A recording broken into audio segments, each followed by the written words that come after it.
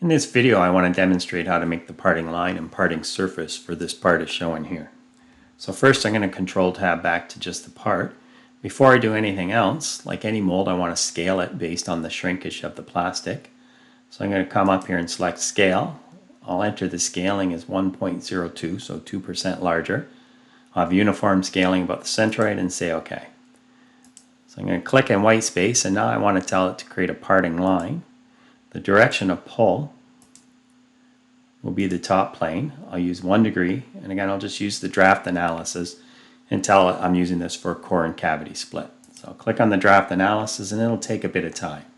We can see down here it's working it out. It's got a long features to work around, so we'll just give it a minute. So it's found all the edges. It tells me it's good. I'm going to say OK, and again that'll take a minute. We notice how the purple line's being removed as it works its way around, and as soon as it's done, we'll see the blue line. That's our parting line. Now that I have a parting line created, I can go ahead and create the parting surface. And again, this will take a bit of time, so be patient.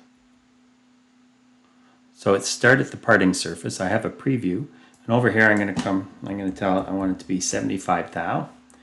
With sharp corner smoothing and to knit all surfaces. So again, I have a preview. It looks good. I'm going to say OK. And once again, this will take the computer a minute or two to create, so we'll be patient. So that has created the parting surface, and in the next video, we'll start the tooling split.